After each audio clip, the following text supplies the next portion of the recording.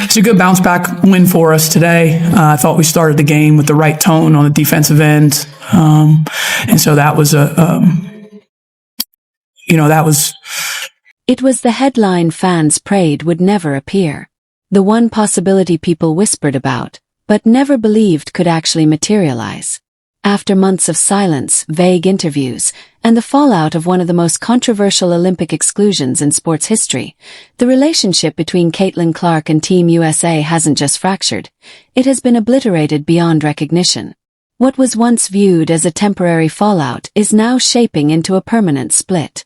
While fans hoped that time would heal wounds before the next global tournament, coach Cheryl Reeve has, according to multiple insiders, doubled down on her position, the very stance that ignited the conflict in the first place.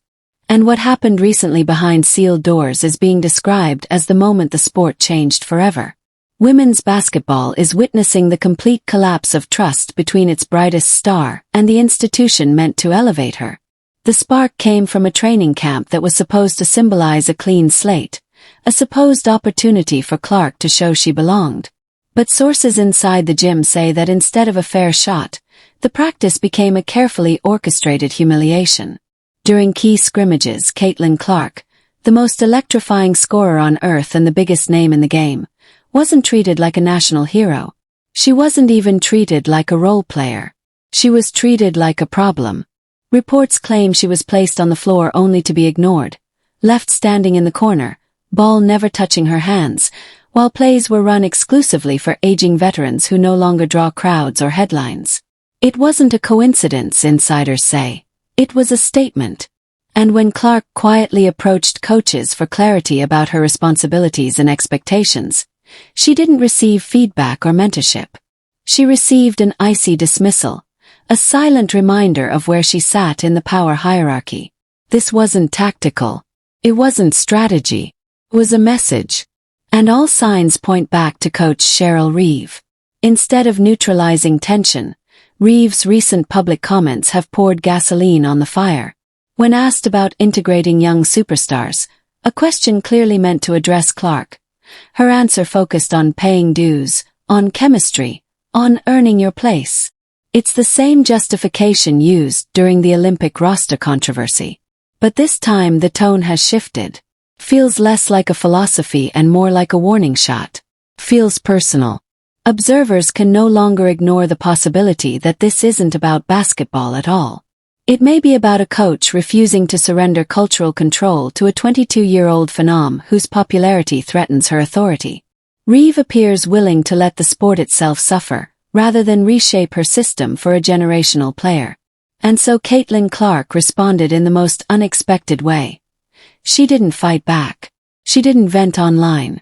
She simply walked away. Multiple sources say Clark has declined future invitations to Team USA minicamps, her silent decision signaling, "I'm finished asking permission to be included."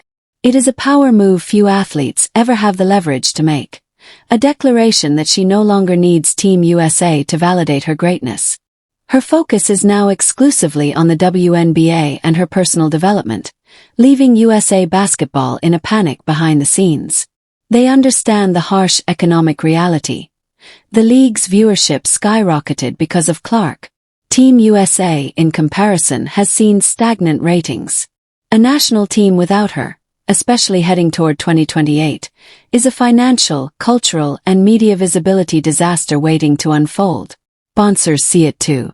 Brands that invested millions in Clark's name, her shoes, her commercials, her influence, now find her absence tied to a coach's ego. Pressure is rising. Phone calls are happening. The money, the very fuel that keeps the system alive, is not whispering. It is screaming. And this situation is no longer just a coach-player Cold War. It is reportedly splitting the locker room down the middle.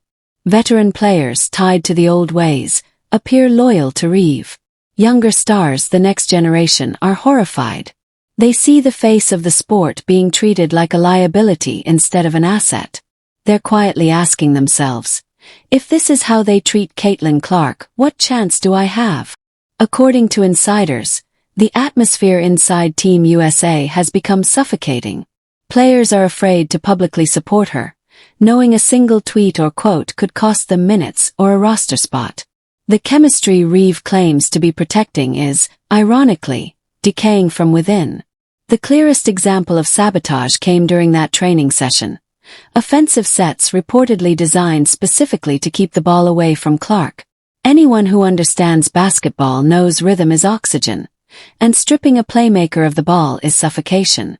Imagine being the most dangerous shooter alive, and spending an hour as nothing more than a decoy. For many players that would shatter confidence. For Clark, insiders say, it crystallized her decision. The fallout is now bigger than basketball. Team USA built its legacy on selecting the best players, period. By alienating the one player who brings mainstream attention, they are betraying their own tradition.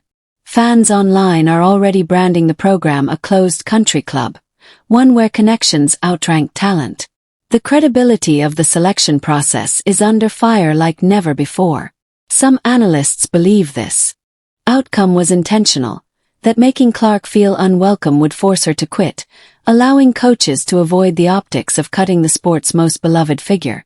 But instead of appearing in control, the staff now looks exposed, trapped between public outrage and a player who has nothing to lose. Reeve sees Clark's turnovers. The world sees her gravity. Her ability to bend defenses in half, her ability to make people care. The coaching choice is exposing a deeper insecurity, a fear that if Clark succeeds on her terms, the system loses its authority. It is an ego war disguised as basketball. And now, all eyes turn toward the 2028 Los Angeles Olympics. This was supposed to be the coronation, the dream team moment for women's basketball on home soil. The marketing blueprint is obvious. Caitlin Clark jerseys, Caitlin Clark commercials, Caitlin Clark billboards. Without her, the magic evaporates. NBC, preparing to broadcast the games, will be praying behind closed doors that this relationship is salvaged. Because an Olympic roster without her may still win, but it won't matter. And that is the new reality. Team USA needs Caitlin Clark to stay relevant. Caitlin Clark does not need Team USA to remain a superstar. She can train privately. She can dominate the WNBA. She can join new off-season leagues offering equity and seven-figure paychecks. Why risk injury, humiliation, and a toxic atmosphere when she can invest in a future she controls? This is the modern shift. Players have power now. Media is decentralized. And every leaked detail, every clip, every second of footage gets analyzed instantly by millions. The old guard cannot hide behind press releases anymore. Fans are too informed, too connected, too loud. So what comes next? USA Basketball is standing at a crossroads. Do they protect their coach and effectively exile the most watched player on the planet? Or do they acknowledge reality and move on from leadership that refuses to evolve? Rumors suggest that quiet conversations are already brewing, names of replacement coaches circulating. If Reeve is removed, it will be framed as a mutual transition. But everyone will know the truth.